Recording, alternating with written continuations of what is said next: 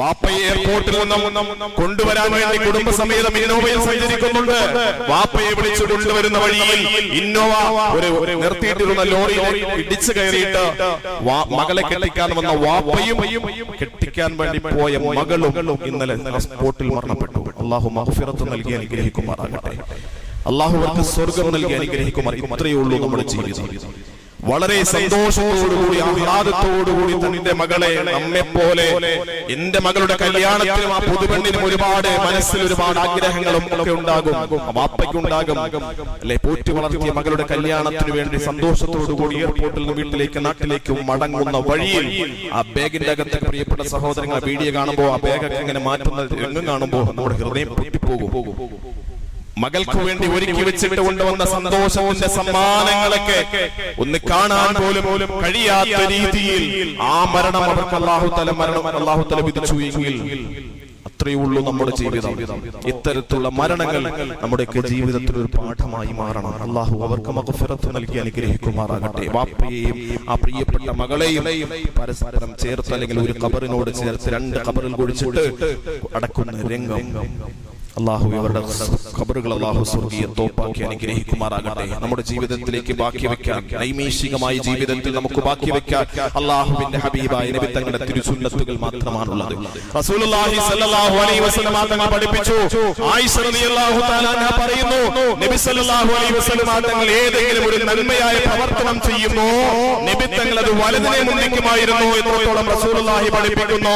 യുഅജിബു തയമ്മുലു ഫീ തനഖുലിഹി, നബി തങ്ങൾ പാദരക്ഷ ധരിക്കുമ്പോ ആദ്യ നബി തങ്ങൾ വലതുകാലിന്റെ പാദരക്ഷയായിരുന്നു ആദ്യം ധരിക്കുന്നത്. വിശ്വാസികളെ, മുഅ്മിനീങ്ങളെ പഠിച്ചു വെച്ചോ, ചെരുപ്പ് ധരിക്കാൻ അല്ലാഹുവിന്റെ ഹബീബായ നബി തങ്ങൾ പഠിപ്പിച്ചത് ആദ്യം ഏത് പാദരക്ഷയാ ധരിക്കേണ്ടത്? എന്റെ റസൂല് പഠിപ്പിച്ച സുന്നത്ത് ഇങ്ങനെയാണ്. എന്റെ റസൂല് പഠിപ്പിച്ച സുന്നത്ത് ഇങ്ങനെയാണ്. നിങ്ങൾ പള്ളിയിൽ നിന്ന് പുറത്തേക്ക് ഇറങ്ങുമ്പോ രണ്ട് പാദരക്ഷകൾ നിങ്ങൾ കിടക്കുന്നുണ്ട്, വലതും കിടക്കുന്നുണ്ട്, ഇടതും കിടക്കും, നാം കൊണ്ടിട്ട് അതേപോലെ കിടക്കുന്നുണ്ട്. അപ്പൊ ചിന്തിക്കണം, നമ്മുടെ മനസ്സിൽ ഓടിയെത്തണം, എന്റെ ഹബീബ് പഠിപ്പിച്ചത് വലതുകാലിലെ ചെരുപ്പ് ആദ്യം ധരിക്കാനാണ്.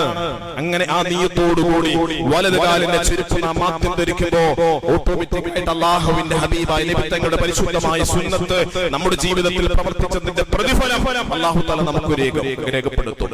രണ്ടാമതാണ് ഇടതുകാലിന്റെ പാദരക്ഷ ധരിക്കേണ്ടത്. ആദ്യം വലതുകാലിന്റെ പാദരക്ഷ, രണ്ടാമത് ഇടതുകാലിന്റെ പാദരക്ഷ.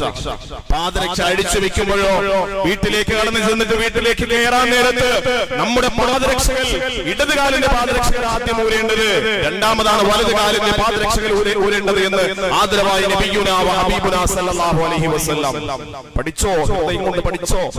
അത് പറഞ്ഞു പോകാൻ വേണ്ടിയല്ല, നമ്മുടെ ജീവിതത്തിൽ നമുക്ക് ചെരുപ്പ് കാണുമ്പോഴും ആ ചെരുപ്പ് ധരിക്കാൻ നമുക്ക് ആവശ്യമാകുന്ന സമയത്തുമൊക്കെ എപ്പോഴായാലും നമുക്കൊരു ഓർമ്മ ഉണ്ടാകണം, അല്ലാഹുവിന്റെ ഹബീബായ നബി തങ്ങൾ പഠിപ്പിച്ച രീതിയിലുള്ള പാദരക്ഷ ധരിക്കുക എന്നുള്ളത്. അതുപോലെ തന്നെ നാം എപ്പോഴും തലകോതാറുണ്ട്. ഇസ്ലാം പഠിപ്പിച്ചതാണ്. തല ചീക എന്ന് പറയുന്ന ഇസ്ലാമിന്റെ സംസ്കാരത്തിൽപ്പെട്ടതാണ്. സ്വഹാബാക്കളിൽപ്പെട്ട ഒരു സ്വഹാബി വളരെ പ്രാകൃത കോലത്തിൽ, വളരെ താടികളും മുടികളും ഒക്കെ വല്ലാത്ത കോലത്തിൽ അല്ലാഹുവിന്റെ ഹബീബിന്റെ അടുക്കലേക്ക് കടന്നു വന്നപ്പോ റസൂലുള്ളാഹി സ്വല്ലല്ലാഹു അലൈഹി വസല്ലം തങ്ങൾ ആ സ്വഹാബിയെ വിളിച്ചിട്ട് വളരെ ഗൗരവസ്വരത്തിൽ പറഞ്ഞു, എന്തേ നീ പിശാചിന്റെ അനുയായിയാണോ? ഇന്നല്ലാഹ ജമീലുൻ യുഹിബ്ബുൽ ജമാൽ, അല്ലാഹു സൗന്ദര്യവാനാണ്, അതുകൊണ്ട് സൗന്ദര്യത്തെ അല്ലാഹു ഇഷ്ടപ്പെടുന്നുണ്ട്.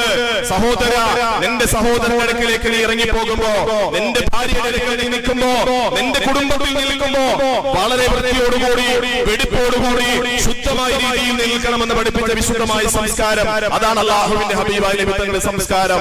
അതുകൊണ്ട് തലചീകൽ വിശുദ്ധ ഇസ്ലാം പഠിപ്പിച്ച സംസ്കാരമാണ്. നബി തങ്ങളുടെ യാത്രാ സാമഗ്രികളിൽ വിശുദ്ധമായ ഹദീസ് പഠിപ്പിക്കുന്നു, എപ്പോഴും നബി തങ്ങളുടെ കൂട്ടത്തിൽ ഉണ്ടായിരുന്ന 5 വസ്തുക്കളുടെ കൂട്ടത്തിൽ ഒരു വസ്തു എന്ന് പറയുന്നത് ചീപ്പായിരുന്നു. ചീപ്പ് പലപ്പോഴും നാം കൊണ്ട് നടക്കാറുണ്ട്, പക്ഷേ ഇത് റസൂലിന്റെ സുന്നത്താണെന്ന് നമുക്കറിയില്ലായിരുന്നു.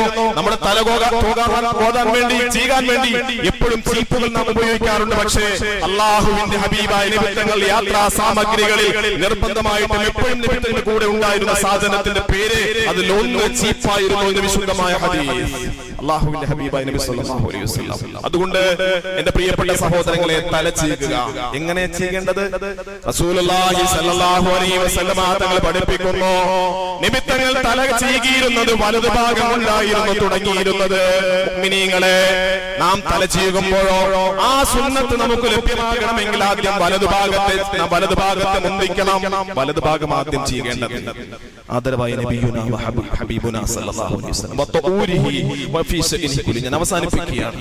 നബിത്തങ്ങളുടെ ശുദ്ധീകരണത്തിൽ അതല്ലേ ഉളൂ ചെയ്യുമ്പോ നമ്മുടെ കാലുകളും കൈകളും ഒക്കെ കഴുകുമ്പോ അങ്ങ് ശുദ്ധി വരുത്തുമ്പോ ആദ്യം നാം ചെയ്യേണ്ടത് വലത് കൈയാ കഴുകുന്ന, രണ്ടാമതായി ഇടത് കൈ കഴുകുന്ന. കാല് കഴുകുമ്പോഴും ഉളുവിന്റെ ഭാഗത്ത് എത്തുമ്പോ ആദ്യം വലത് കാലിനെ മുന്തിക്കണം, പിന്നെ ഇടത് കാല് കഴുകേണ്ടത് നബി സല്ലല്ലാഹു അലൈഹി വസല്ലം തങ്ങൾ പഠിപ്പിച്ച സംസ്കാരമാണ്.